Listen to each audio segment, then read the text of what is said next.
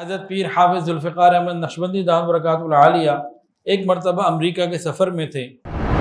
وہاں ایک صاحب تھے بڑا، انہوں نے خدمت کی، جگہ جگہ بیان، اور ایک اچھا سلسلہ رہا۔ تو رات کو جب سونے لگے نا تو سب کے بستر سے تو پتہ لگ گیا کتنے لوگ تھے، تو ایک بستر کم تھا۔ تو حضرت نے پوچھا بھئی بندے اتنے ہیں تو ایک بستر کم ہے؟ کہا حضرت میں تو لیٹ کے نہیں سوتا، میں لیٹ کر سونے کی نعمت سے محروم۔ بھئی کیا مطلب؟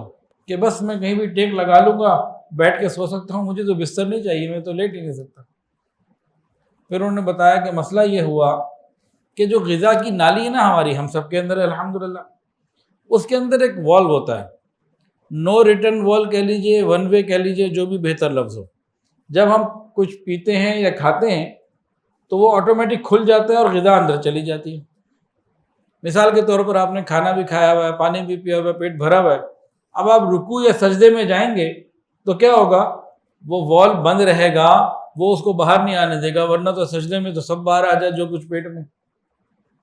کبھی سجدے میں جاتے ہوئے اس وال کا بٹن بند کیا اس کو؟ کبھی جب پانی پیتے ہیں، کچھ کھاتے ہیں تو وہ آٹومیٹک کھلتا ہے، غذا اندر چلی جاتی ہے۔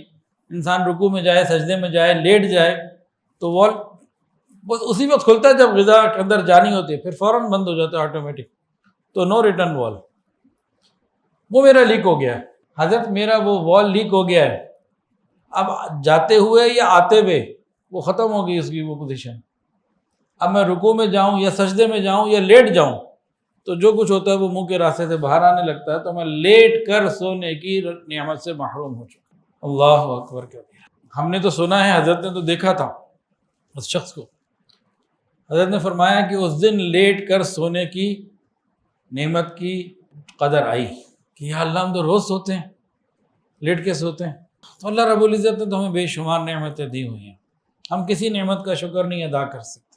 ویڈیو کے نیچے سبسکرائب کے بٹن پہ کلک کریں، بیل کے آئیکن پہ کلک کیجئے تاکہ ہر نئی ویڈیو کی نوٹیفیکیشن آپ کو مل جائے۔